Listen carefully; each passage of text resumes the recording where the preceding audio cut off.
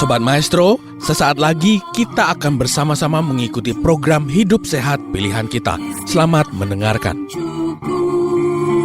Membuat wajah berseri, diet yang seimbang, tubuh terlihat indah, udara yang bersih, jadikan hidup semangat, pengendalian diri, itu pemenang sejati. Hidup sehat, anugerah Tuhan. Hidup sehat, sangat berharga. 10 hukum kesehatan. Shalom dan salam hidup sehat.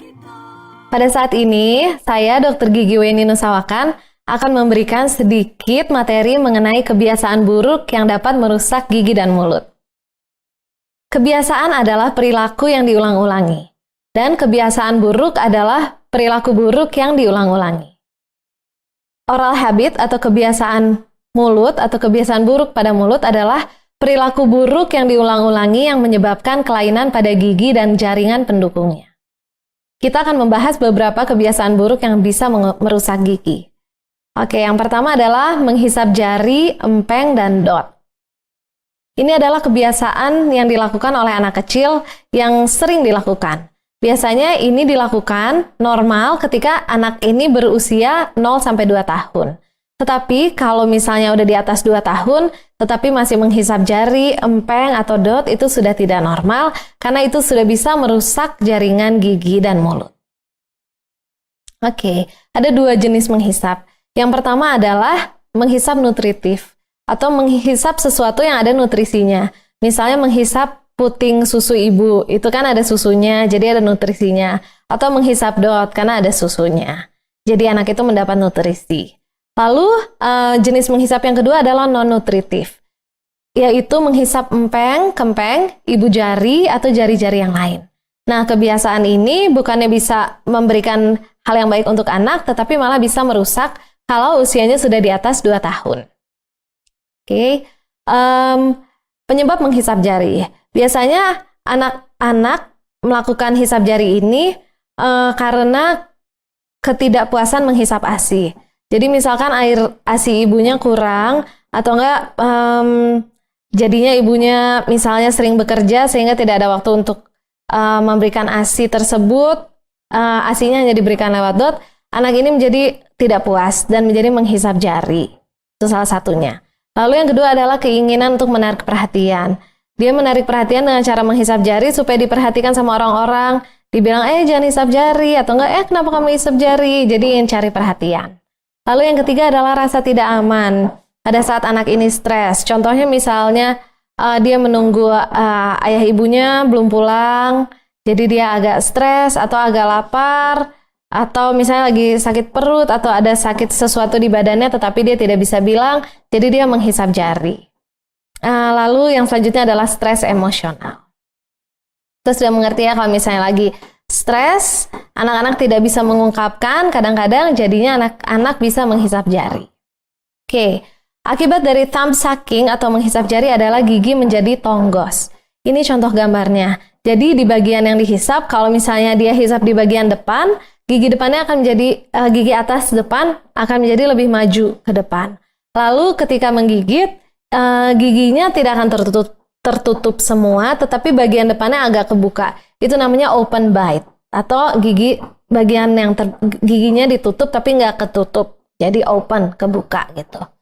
Nah, kalau misalnya dia hisapnya di depan, kebukanya di depan. Kalau dia hisapnya di samping, misalnya di gigi taring atau di belakangnya taring, atau di premolar, atau di gigi seri yang samping, sebelahnya gigi seri, itu nanti open bite-nya atau majunya di sebelah situ. Jadi itu tergantung lokasi dihisapnya di mana. Oke, pencegahan menghisap jari. Yang pertama adalah mengetahui penyebab. Jadi misalkan kita tahu anak ini menghisap jari kalau dia lagi lapar, atau kalau dia minta sesuatu tapi nggak boleh sama orang tuanya, dia jadi menghisap jari. Kalau misalnya udah tahu penyebabnya bisa dilarang, jadi ketika dia udah mulai menghisap bisa dikasih tahu.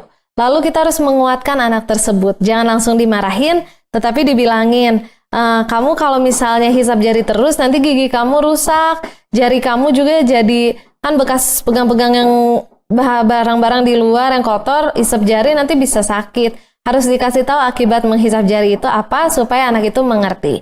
Jangan langsung dimarahin. Lalu setiap dia menghisap jari harus diingatkan dengan baik. Dan kalau anak itu berhenti melakukan kebiasaan buruknya, kita harus memberikan penghargaan, dipuji atau dibilang kamu hebat sekali ya, sekarang udah bisa menurut sama mama, sama papa, atau diberi penghargaan, dikasih hadiah, mainan, atau makanan yang dia suka, gitu. Baiklah. Lalu, pencegahan menghisap jari yang selanjutnya, kalau misalnya udah dibilangin, tetapi susah sekali berhenti, yang pertama adalah ibu jari diolesi bahan yang tidak enak, atau pahit, dan tidak berbahaya, seperti betadine. Jadi misalnya dia suka menghisap jari ibu jarinya dikasih betadine, jadi pas dia isep rasanya nggak enak, jadi nggak mau lagi. Atau nggak ibu jarinya ditaruhin Hansaplast, ditempelin plester anti air, sehingga pas dia hisap rasanya tidak enak, akhirnya dia tidak mau hisap lagi. Kalau masih sulit, kita bisa mencari di pasaran ada yang namanya finger guard. Ini adalah untuk pencegahan menghisap jari. Jadi di jarinya dipasang finger guard ini sehingga itu keras dan besar sehingga ketika anak itu menghisap rasanya tidak nyaman dan dia bisa menghentikan kebiasaan menghisap jari. Akibat dari menghisap jari juga adalah adanya kalus pada jari, yaitu bagian-bagian jari yang dihisap baru yang tergigit sama gigi itu bisa menjadi agak keras dan agak kayak bengkak besar sedikit. Oke. Selanjutnya, kebiasaan buruk yang kedua adalah menghisap bibir. Nah, menghisap bibir ini biasanya terjadi kalau anak ini udah berhenti menghisap jari, tapi dia masih cari kebiasaan yang lain, jadi dia menghisap bibir. Contohnya seperti di gambar ini, kalau menghisap bibir itu biasanya akibatnya adalah gigi bagian bawahnya jadi lebih mundur ke belakang. Dan bibirnya juga kalau sering dihisap bisa jadi bengkak, iritasi. Selain gigi bagian bawahnya mundur ke belakang, gigi depannya juga bisa jadi agak maju sedikit. Gitu. Kebiasaan yang selanjutnya adalah menghisap dot terlalu lama. Ini hampir sama dengan menghisap jari tadi, dia bisa merusak struktur gigi. Tapi dot yang dimaksud di sini adalah menghisap dot yang ada isinya, nutritive sucking, ada isinya susu, tapi diisepnya misalnya semalaman.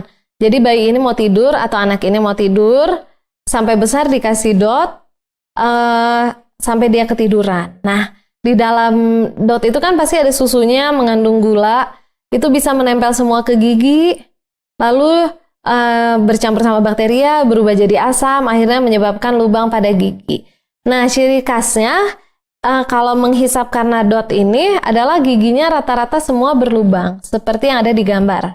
Oke, ini disebut juga dengan nursing bottle caries. Oke, jika menggunakan dot terlalu lama sampai tertidur.